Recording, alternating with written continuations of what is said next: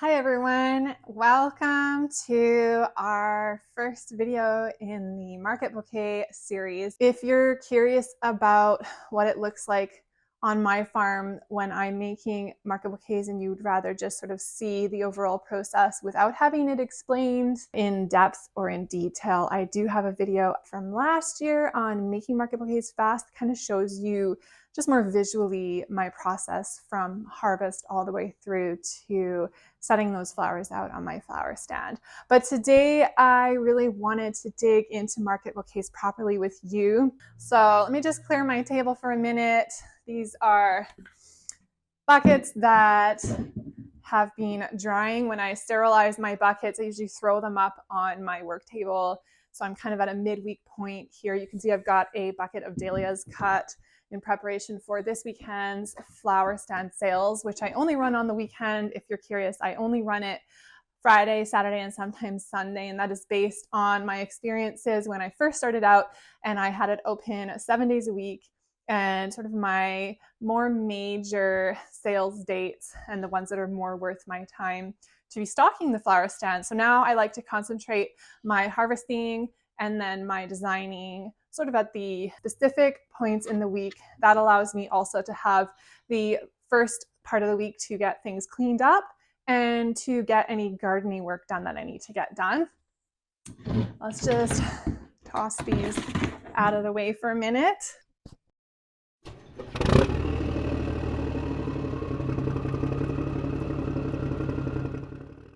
All right, so when we're talking market bouquets, I think first of all, we may as well go ahead and define what is a market bouquet? What exactly am I talking about? So when I am talking about a market bouquet, I'm talking about a bouquet that's made for either retail or for wholesale, and it's made in the style of commercial or wholesale bouquet production, which means that although our finished product, we want a certain aesthetic for it, we're not just here to throw stems together willy-nilly and create something poor quality, but the labor on a bouquet like this is kept at an absolute minimum, as minimal as possible on our time commitment to these bouquets. So that is going to set them apart from a highly designed, higher end bouquet with design, time, and work that would go in. For example, in contrast to what a florist would be doing with a more special bouquet. So these ones are really, we're creating these as quickly as we can in order to keep our costs down. And that is what I'm talking about when I call these a market bouquet.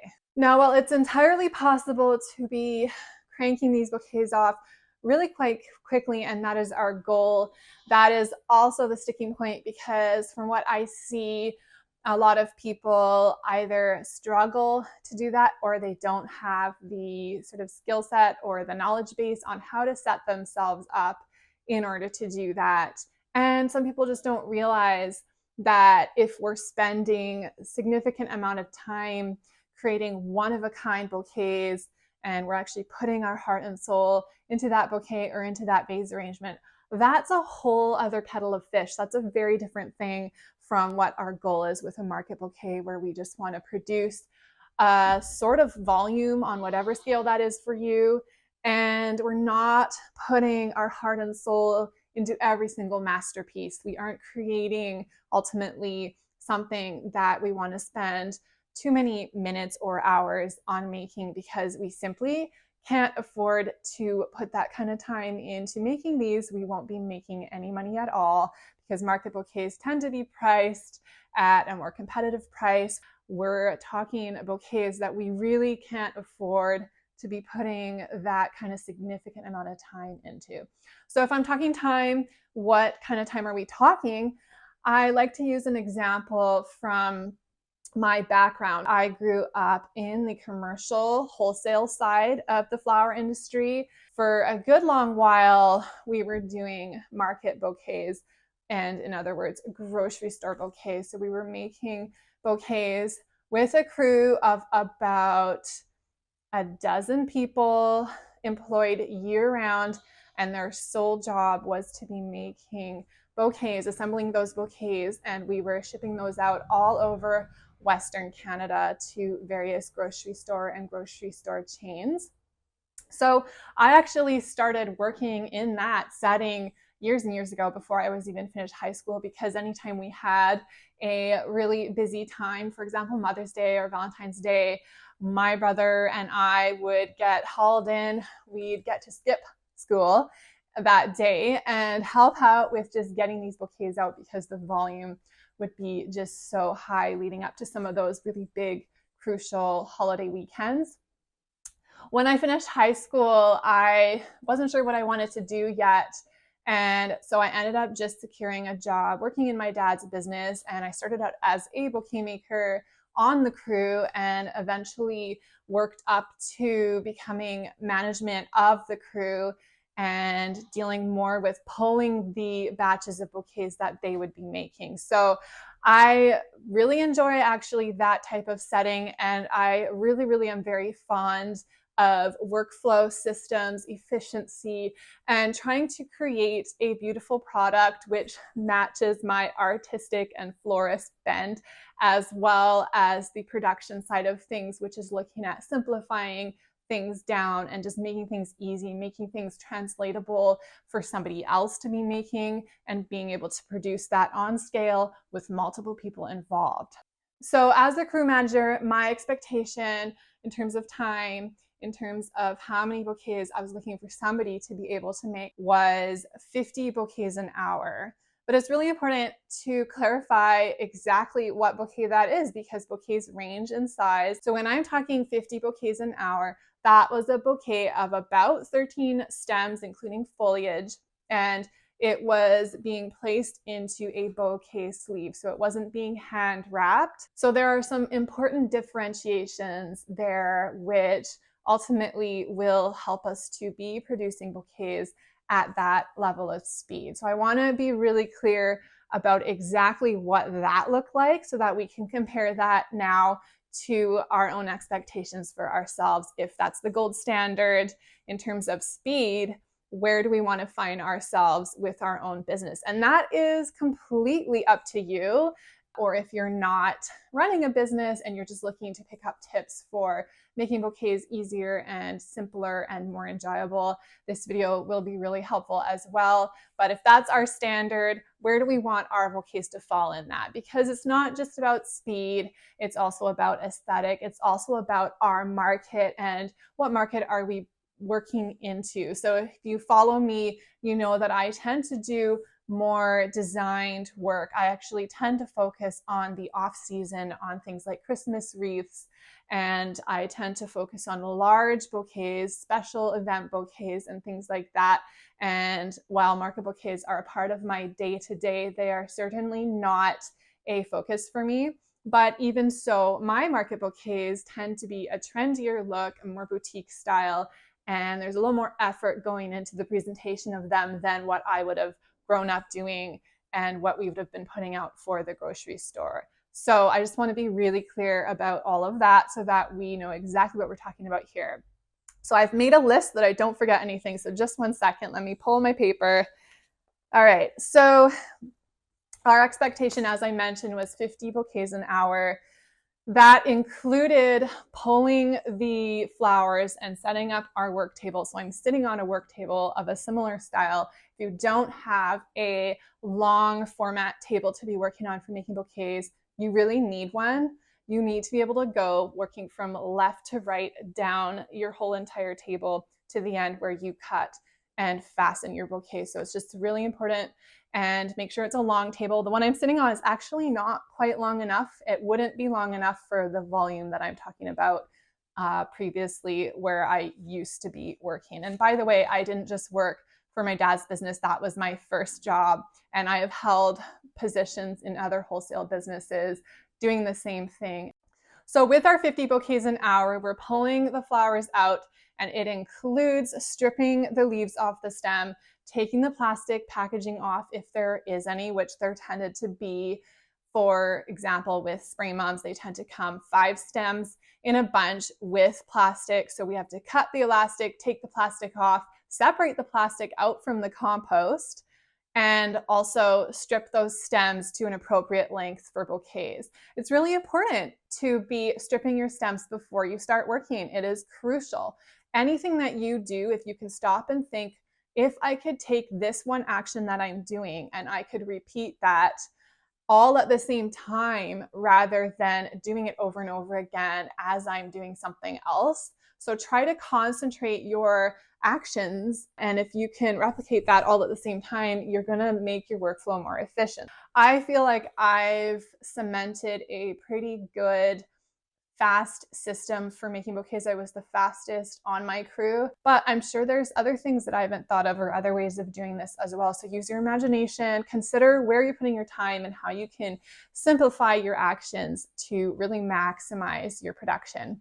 So we're pulling bouquets out of buckets, laying them on the table, taking the plastic wrapping off, cutting the elastic, stripping the stems. And when we're doing that, the 50 bouquets an hour, that counts for when we can load 25 bouquets worth of product on the table at one time, 25 bouquets worth of product. So while this does include cleaning our stems off, this time does not include cleaning the floor after. Our cleanup time afterwards or between batches, that would be separate. It doesn't include bunching and grading. So if you're growing your own flowers, you'll know you're getting wonky stems. Sometimes you're getting stems that are different sizes. We're talking more of a standardized product. We're talking product that's coming from professional growers. It's been good enough quality to go on the market at a certain heights with certain bloom sizes. There's a lot of consistency. So if you're growing your own, as I do, and I actually love and appreciate the bloom size variation and the variation in stem length and all of that. I actually love that. It brings so much to designs,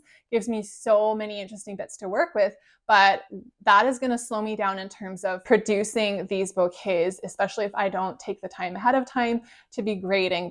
This also doesn't include filling up my buckets or filling up my vases. All of that would be work that we would batch. So buckets would be something that somebody would do consistently on a daily basis, and they'd be making wagons and wagons full of buckets at the right depth, ready to go, so that when we start making our bouquets, we just grab our bucket and off we go. This also doesn't include labeling. So labeling for grocery stores, you're usually sticking a UPC code on there. That was actually a job that I've had since I was quite little, was sticking those stickers onto those sleeves. So if you're putting stamps on, stamping your sleeves or your wrap, or you're putting a label on, you're stapling a label, I staple a label on, that all is not going to count for this 50 bouquets an hour.